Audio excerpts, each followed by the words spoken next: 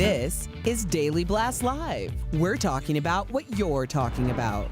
Real, honest, entertaining, live. DBL starts right now. 3, 2.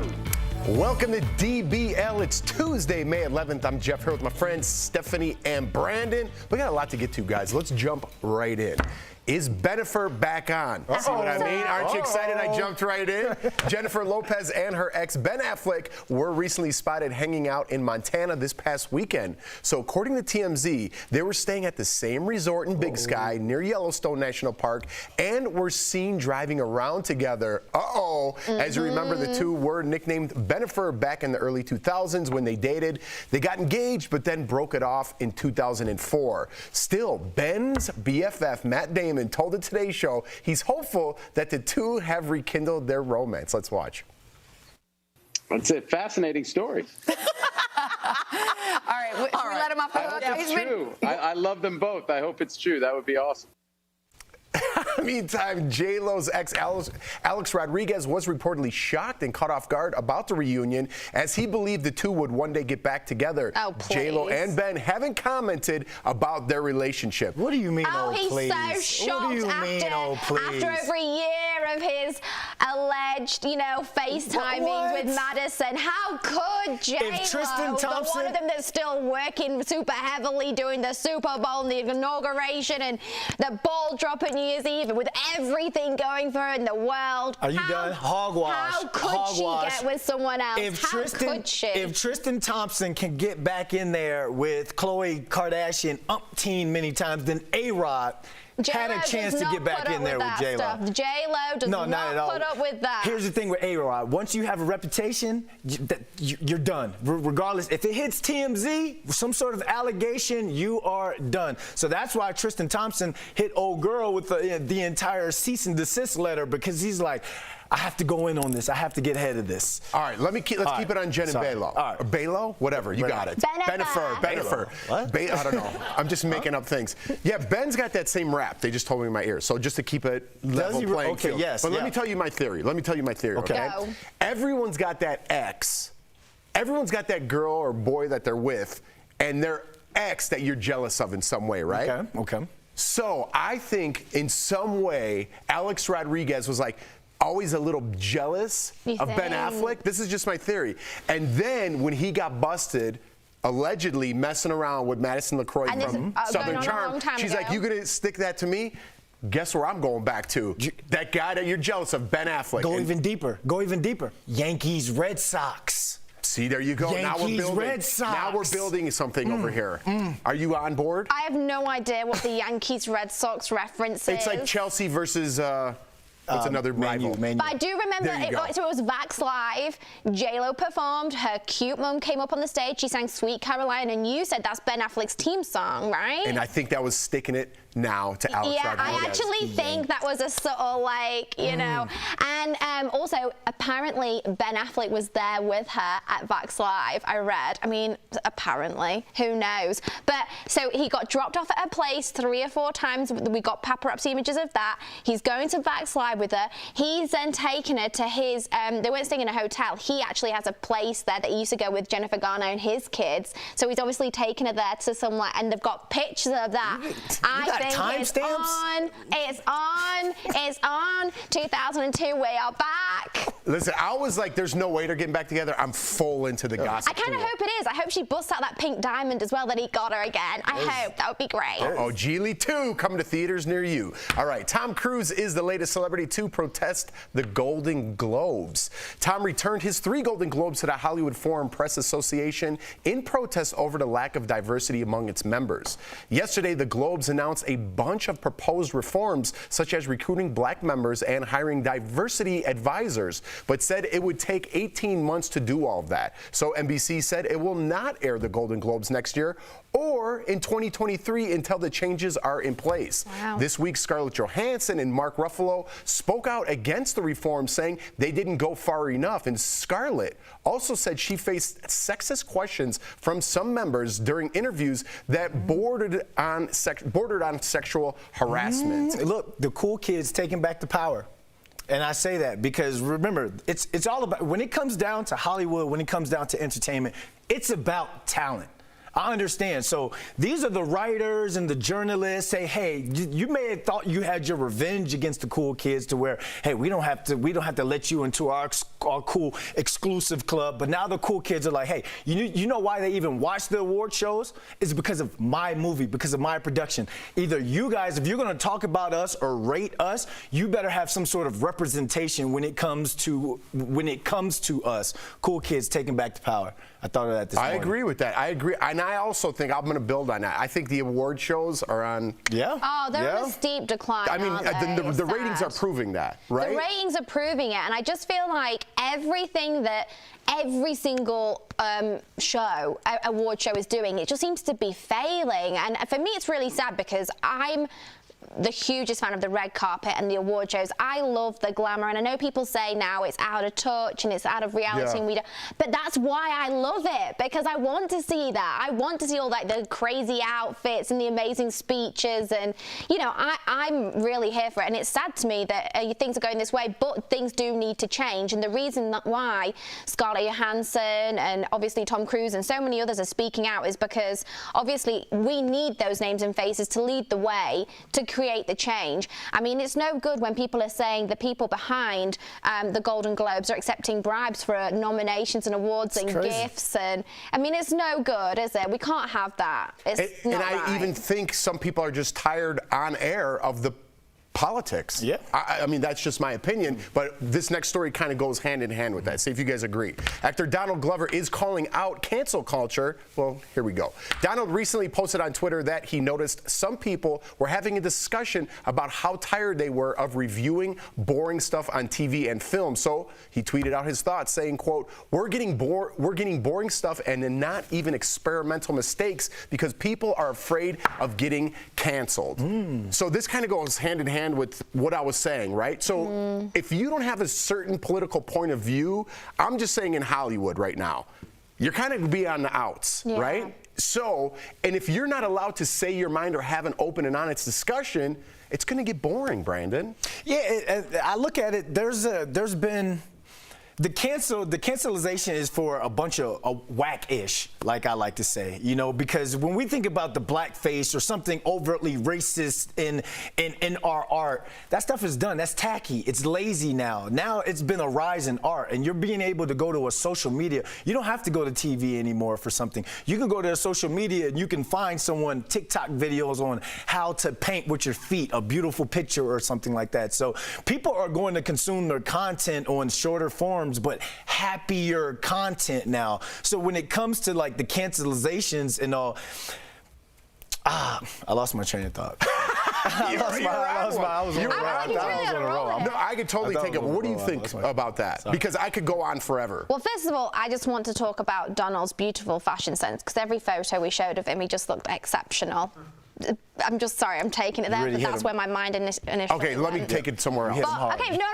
But I mean, I think people are afraid because, I mean, like you said, cancel culture is rife, and you know, I think there are a certain amount. Some things I fully agree with, and I think like for instance, Dr. Seuss removing that book from the shelves that they did a few months ago, I think that was right, and that wasn't cancel culture. That was them stepping up and saying, hey, this is no longer appropriate. We can't have certain cartoon characters portrayed in certain ways, so we're going to remove that. And I think that's because of a more woke society, right? Yeah. Whereas some things, I think people can say things that get really misconstrued or people jump on them. And I mean, I think it depends on the person. And if they're willing to like step up and educate themselves and continue to do that, I think people should be given more chances.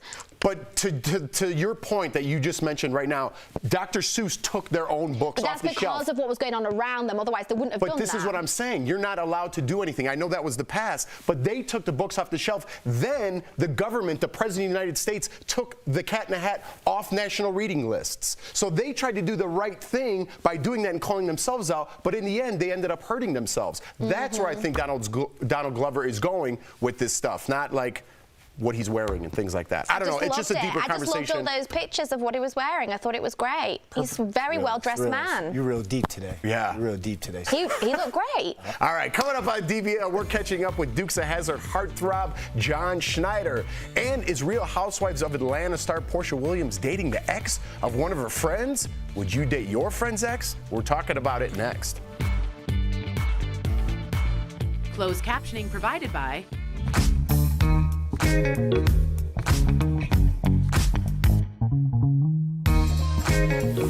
You know how kids don't play outside as much as they used to? Well, now experts say that trend has an unusual side effect. Children's eyesight is getting worse. Let's connect the dots. Nearsightedness is on the rise in kids. Also known as myopia, that's when you can see up close objects clearly, but things that are far away are fuzzy. It can be caused by genetics and the environment.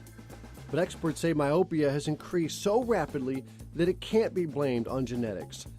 In the United States alone, it's gone from 25% of the population back in the 70s to 42% today. In Southeastern and Eastern Asia, it's estimated 80 to 90% of high schoolers are nearsighted. So what is causing this increase? It might seem easy to blame all that screen time kids have these days, but experts say that's not the direct reason. It's actually because children are getting less natural light. Researchers say exposure to daylight and focusing on things far away outside can delay the onset of myopia, and the pandemic has made things worse. New research shows the eyesight of children quarantined during the onset of coronavirus deteriorated rapidly. There is something parents can do about it. Experts say it's not practical to take away screens altogether, but you can impose some rules. They recommend a practice called 20-20-20. That's where you take regular breaks every 20 minutes to look at something 20 feet away for 20 seconds. And of course, more time outside could make a real difference. And that's connecting the dots.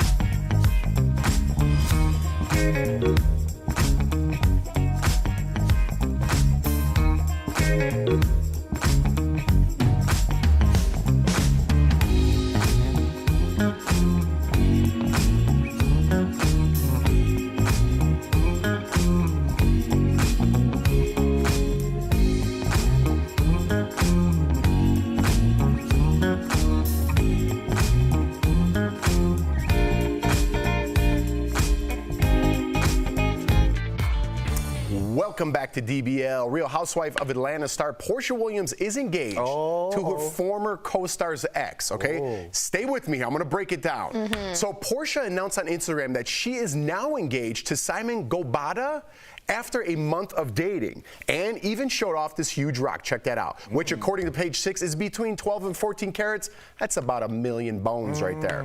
Simon's ex Fallon appeared on the show with him as a friend of Portia's last season. They split last month and reportedly finalized their divorce after 2 years of marriage. Portia also made it clear that she and Fallon are not friends. I would guess not. I would guess not. So if you're with me there, the question is, would you date your ex? Is friend. Am I right? Am I right there? So they were on the same. Would your friend's Would you ex? date your friend's ex? There was too much information. But she's saying that they weren't friends. But do we believe that if they've both been on TV? To be perfectly honest with you, I had no idea what she said. But there has to be a level to the friendship now. They weren't like friends. That's not like someone you're gonna call like TLC. What about your friends? That's not one of those. It was more of like a kiki friend. You know what a kiki friend is? It's like one of them friends you just kiki with. You know, like it's an acquaintance. It's more of an acquaintance. You don't know what a kiki friend is? No. I don't have kiki friends. But is that a thing? I kind of just made it up at my desk earlier. But stick with me now. Stick with me. It's about the level of friendships, because I know with the bro codes, my friends, we have off limits to some of the ex-girlfriends. So what makes it like, okay, at what level of seriousness is it like you cannot date this person? Anytime you're consistently around the group, you're brought consistently around the group, and you take like social media pictures together, it's a real relationship. Yeah, she's off the list. But if it was just, a month of dating, though, to get engaged after a month of dating, that's fast. Regardless of the friendship, though, that's like fast, isn't it? It ups your housewife status, though, doesn't it? Because the more drama you bring, the higher up the list you go. You do get a season 14. Is that true or no? I mean, I guess so. Yeah, it makes sense. Maybe they've got engaged to be more on the show and less for the love. Maybe it's all a big ploy for reality TV. Great move by him. Would you date your friend's ex if you were more than kiki friends? No. I don't want someone else's seconds. I'm good. Okay. Not if it's like one of my friends, because then if we were friends, I'd already know everything from my friend, and. Nah. It's a little weird. It's a little weird. All right, coming up on DBL, there's $1 million rings involved, though. You know him from the Dukes of Hazzard. We're catching up with actor and singer John Schneider. That's coming up next. We all know.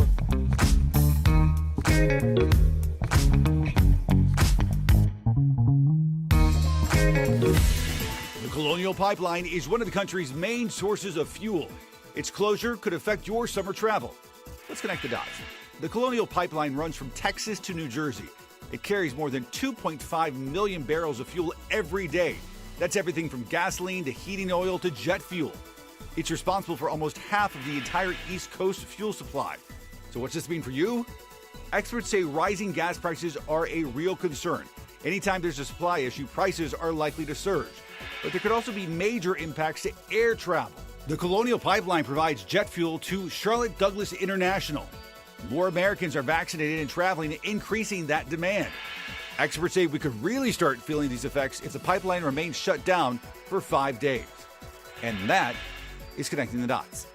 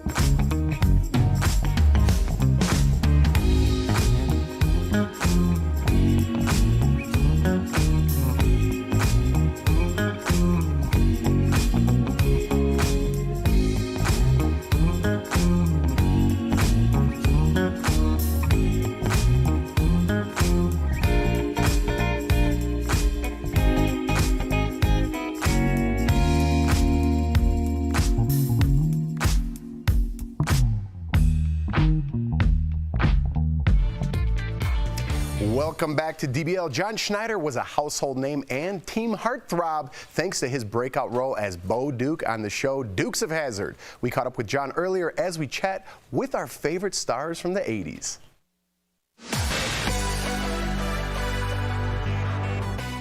I just thought that maybe for once I'd found myself a real man. Well, lady, maybe for once you have. Carl, you just put that money away till after they make that jump on Saturday. Well, you can't do that. Something we're gonna have to find out now, isn't it? And maybe me and the little lady here have something nice to talk about. Woo! Welcome back to DBL. We all remember John Schneider from his breakout role as Bo Duke in The Dukes of Hazzard. And since the 80s, John hasn't stopped for a minute. John joins us live from the road on his way to Tennessee. Hey, John. Hey, thank you, thank you. How's your road trip going? Thank you. I'm delighted to be here, by the way. I've enjoyed watching and listening to all of your stuff. You fit right in, John. You're going to have to come join our panel one of these days. Now, you were considered a heartthrob in the 80s, of course. In fact, little known fact, one of our producers confessed that she had a poster of you on her wall growing up. So we got to ask you, who was on your wall when you were young? Ooh. Oh, wow. Who was on my? There was a poster. I don't know the woman's name, but it was called the Ski Bunny. And there was a woman skiing somewhere in Colorado that was in, she had ski poles. And that was about all she was wearing.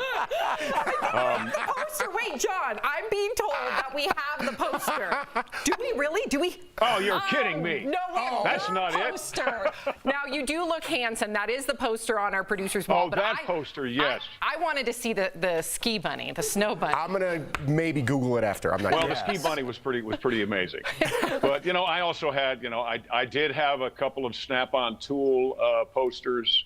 You know, I've been a car guy forever, and Snap-on tools and, you know, girls wearing leather boots and bikinis, somehow that makes you tune a carburetor better. Still to this day.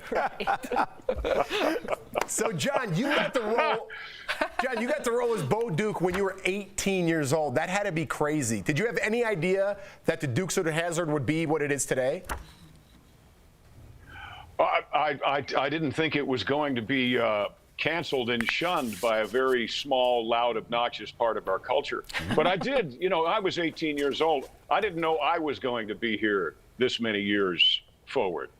But when Dukes of Hazzard was king of television, and remember, folks, that's when we had 3 networks, 3 channels. That was it. That little show right there you're looking at averaged 28 million people a week watching it. Well, John, you've just done so much, and just to show our viewers how much you've done, you've also released a country album called Truck On, and we have a clip of the video for the song Truck On. Everybody, take a look. Oh. Keep moving on as the world stands still. Break a 1-9, you got the Rolling Stone. Truck on, truck on, truck on. Truck on. I'm into it. That just seems like that's like seems like a perfect, like you're playing pool in like an old school bar and that song comes on with good friends. Or you're traveling across the United States like you seem to be doing. In a cool John. RV. In a cool RV, yeah. And those clips there, other than the guitar playing, that's me and my band. But the clips are from our movie Stand On It, which is our tribute to Smokey and the Bandit. After that movie came out, and once Dukes of Hazzard came out, Burt Reynolds and I became very good friends, and I promised that one day I would do what I could to bring, you know, a guy in a hot car, you know, who drove like nobody else, back to the big screen. So that's what we did. We are independent. We release our films ourselves at, here's my plug, JohnSchneiderStudios.com. We have our own streaming platform. It's called Cineflix, DOD. We are totally independent. We don't sell out. We don't want to. We are not looking for any big stores or any big companies to come and save us from independent thought, because I am an independent thinker, an independent entertainer, and I love every minute of what I do. Awesome. And so should you, by the way, because you all are great. Thanks. Yeah, that's the future. What you're doing, John. John, we love it. We're real friends. I appreciate you saying that. Well, thank you so much for joining us here. I can tell that you all are real friends. That's terrific. Because when you tease someone, you know that you really love them. That's right. John's new album, Truck On, is out now. To keep up with all of John's projects, visit, as he said, JohnSchneiderStudios.com. And John, when you come out to Colorado, we're going to find ski poles for you. Yes. We're going to find her. Love it, love it, love it. You look that up. Somewhere out there, that poster exists. You better Thank you, believe it. everybody. Take You take care. It was a pleasure being here. Bye. Bye-bye. Thanks. Promotional consideration is brought to you by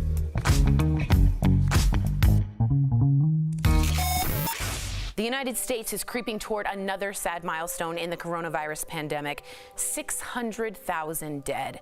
But as in most tragedies, there are stories of hope and inspiration.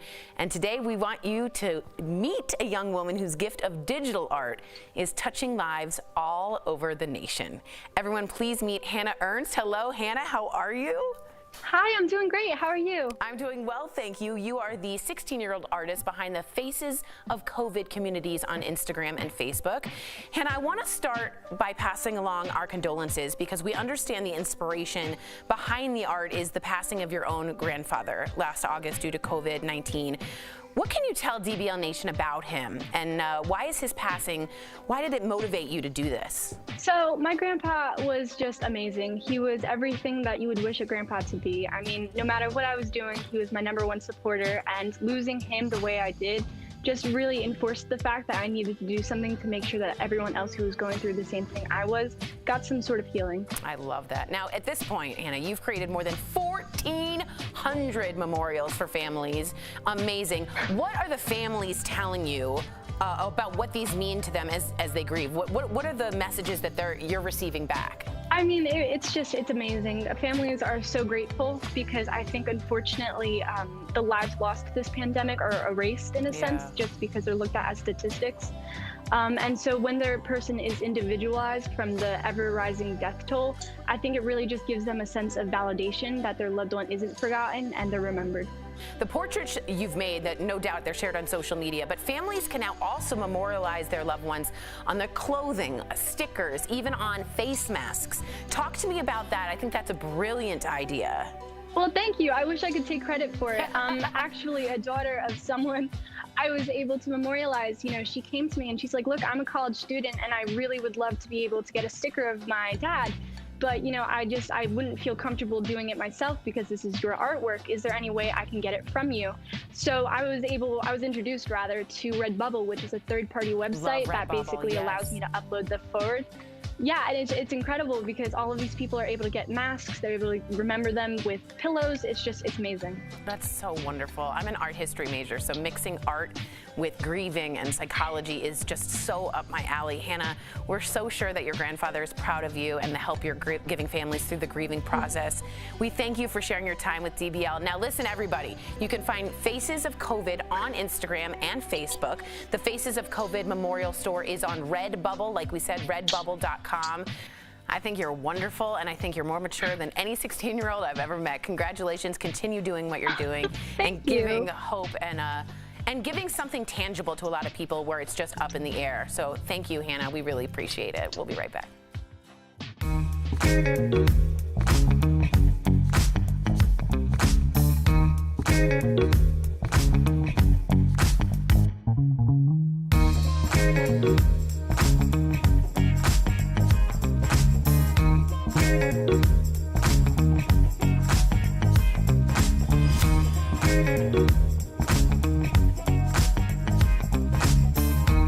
Back to DBL. If you spent the past year doing any home improvement projects, it could help lower your insurance rates. We're chatting about it in today's Bang for Your Buck, presented by The Hartford. You like the way I hit that?